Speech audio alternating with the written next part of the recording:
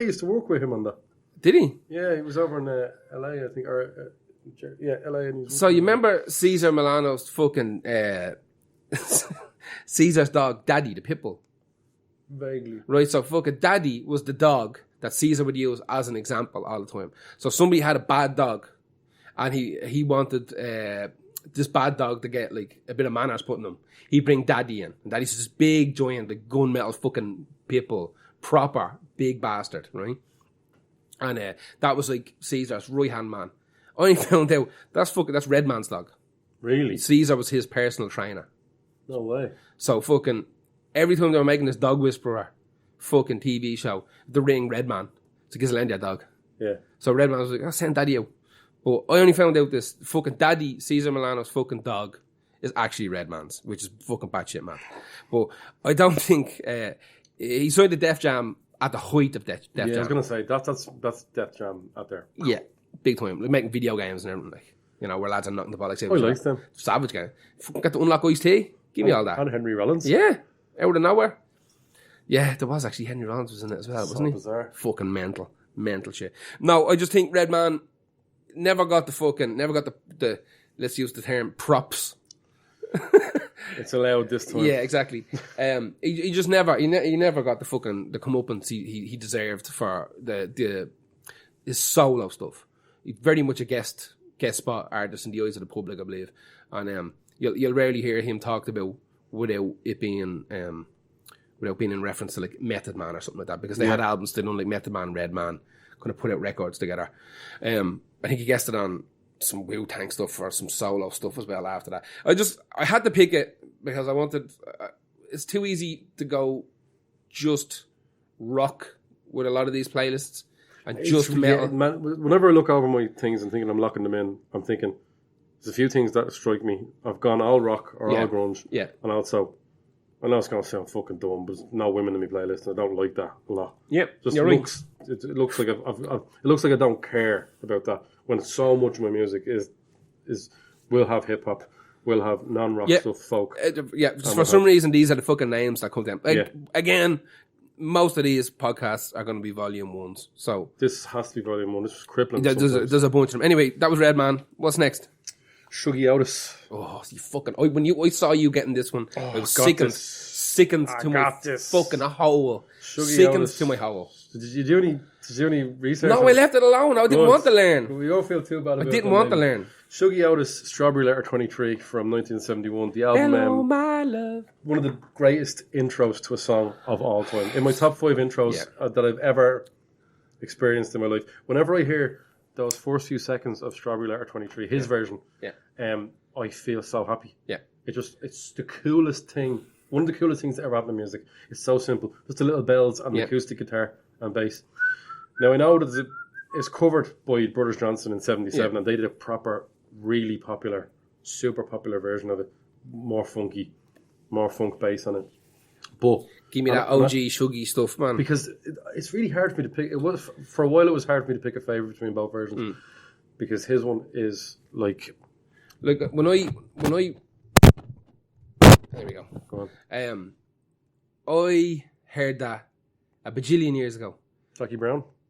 Huh? In Jackie Brown? No. It was in Maybe Jackie it Brown. was. It was in Jackie Brown. It was also in Everybody Hates Chris, I think. The last time I heard, what gave me the big kick in the balls about it was that I'm Dying Up Here, the TV show about the comedy scene in Los Angeles in the 70s, which is amazing. The soundtrack is outrageous. The soundtrack is fucking incredible. Yeah. But that's what gave me the boost again for that song. I knew that song. Everybody knows the song one way or another. But you'll know if you hear the first few bits. Absolutely. I think you would anyway. But it's just literally this song. It feels like this song has been stuck in my head for years now. And when my brain goes blank and I stop thinking about anything, this song starts playing. This is just the default setting. It's the default setting for my brain, what my brain hears. I might actually change my ringtone to that so that phone calls aren't as terrifying to me. I'm one of those you can answer it. Hello, my love. Perfect. Right, hit me with some Shuggy facts. Shuggy facts. You would think that it's unfair that he wasn't more. It's all down to him. Mad fair. Oh, it's mad fair. I think it's mad fair. I didn't think. I was always like, how? Because like the Freedom Flight, the album that this is off, isn't like this is his first one, but it's not the big album. The big album is 1974, Inspiration Information, which is where he's bringing in folk, electronic, spacey blues, and just it's quite experimental, I think, for its time. That didn't really get big until the 90s, where randomly it blew up again.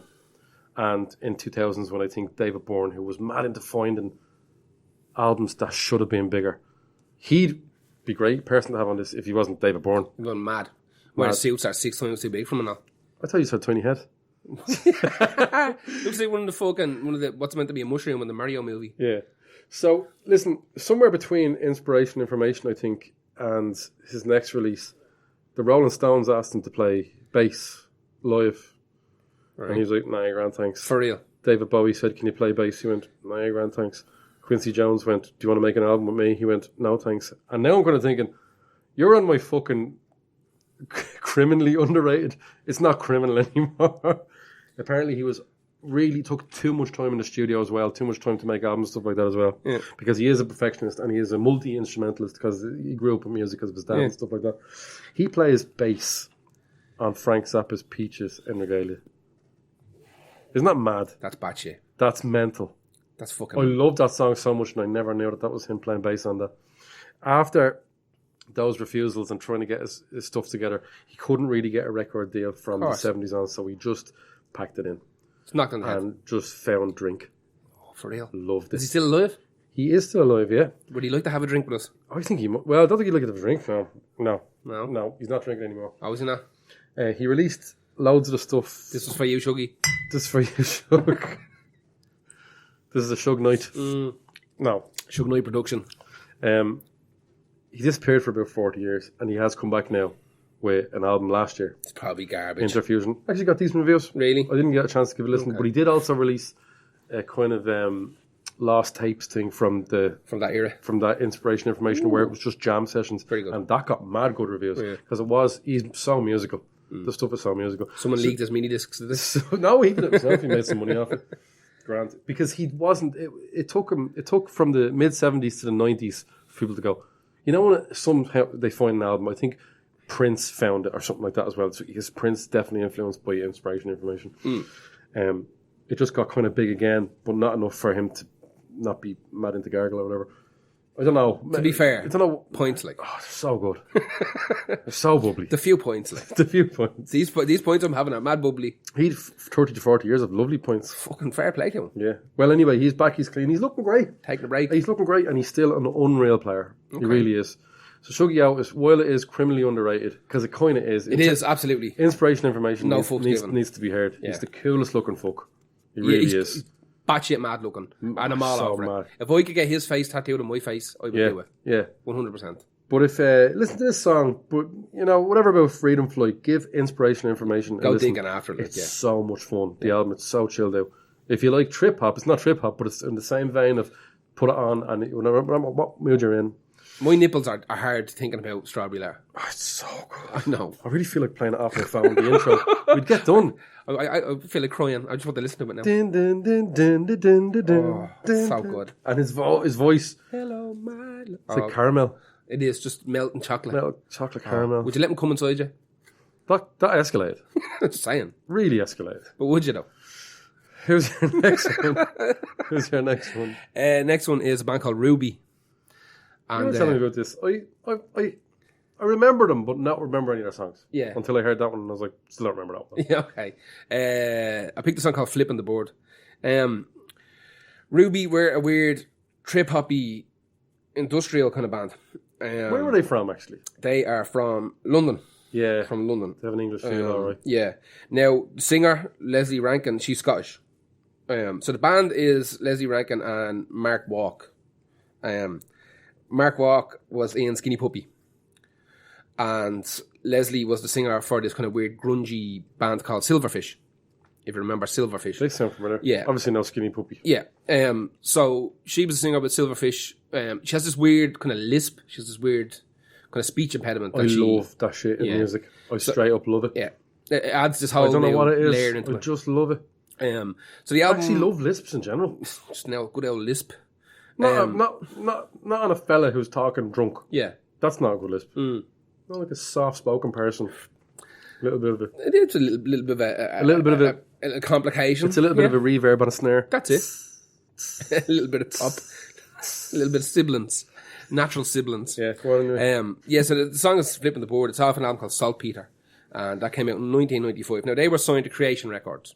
This is where I was mixing them up with Skin Dive, the Irish band. Okay. They have a song called Saltpeter. There you go. Right. So they were signed to Creation Records, which is Alan McGee's record label. Alan McGee be famous for Oasis and blah, blah, blah, blah. Right? He is great at finding stuff. He is mental. Oh, yeah. I have spent much time with Alan McGee. Much time. And, He's Scottish as well, isn't he? I think so, yeah. It's hard to tell. Listen, I'll be honest with you. Do you know what he is? You know the statue in Whelan's? Yeah. That's him. Looks like him. Has about the same With amount the of hat hair. on? Yeah. That looks like Jack Daniels or something. It looks like fucking... Anyway. It looks like Van Morrison. It does look like Van Morrison. Alan McGee is basically Van Morrison, but more statuesque. All right. It's a complicated fella. But a great ear.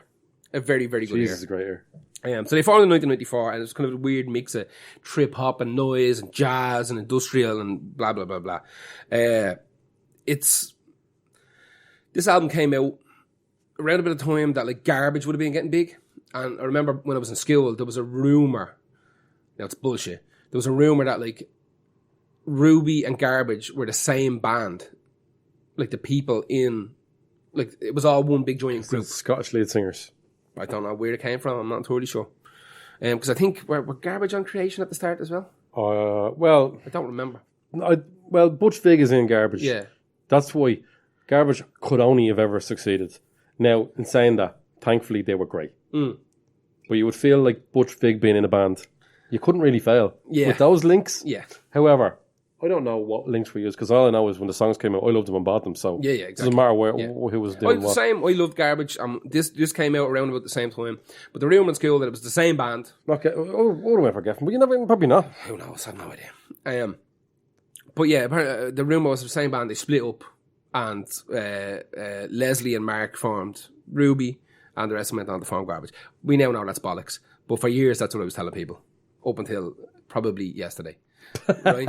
So, are you glad you did your research before you got absolutely caught out? Now they have a bunch of albums, but to be brutally honest with you, it's really only care about this one. Really, there's another one called fucking something in the gene pool, I can't fucking remember. Semen in the gene, something gene like pool. that. And I think that's the second album. Floater in the gene pool. So it's not far off that. The second album's okay, but this first one is outrageous. It's like this weird. It almost sounds like hip hop. Her voice is bananas. It's insane. It's all sample based. There's no live instruments played on this. This is all samples. The whole thing is glued together and put together. Drums and stuff in it. It's all sample based. It's fucking batshit mad. This album came out. It done pretty well when it came out. So well that in order to bridge the gap between that and the second album, they done a remix album, as was the style at the time. Everybody was releasing remix albums, and that's okay. Also, whenever they released singles off this, there was like 6 fucking remixes of every song on it, you know. I think that big song, like 2 big songs, one called Paraffin, that's really, really good, real kind of slow and evil, and there's one called Tiny Meat, which I'm pretty sure is about giving a handjob. I'm pretty sure it's about wanking a bloke off. Or 2 finger if it's tiny. Maybe. There's another song called Swallow Baby. So there's a lot of stuff going on in this album. That's a progression from a wank, really, if you think about it, isn't it? The end of a wank, hopefully. You know? Now, Gar, our podcast was called A Profanity-Laden Mess of Nothingness. Broadcast of Nothingness. Yeah. And we're definitely living up to that now, and I'm so happy. I'm telling you this right now, that I clicked the 18 plus button on everywhere this podcast goes. So if you're listening and you're under 18... it's your fault. You rebel. You absolute you mad lad. You little rebellion starter. This band... Can you imagine someone under 18 having the absolute focus to listen for something for an hour? No. Well, they're playing Minecraft or whatever they do. It would take so much riddling. Yeah. No. Jesus Christ. There's a cool story about her. They moved to the States for a while because they were pretty big. And she moved to New Orleans. New Orleans? New Orleans. Moved there, and apparently at the time... this would have been like mid, kind of late 90s. It was just this crime-riddled fucking hellhole. Oh, God, yeah. Absolute hellhole. It's got a name for itself. Yeah. Apparently, one day, she went outside for a smoke or something and saw her neighbour being killed, being like stabbed to death.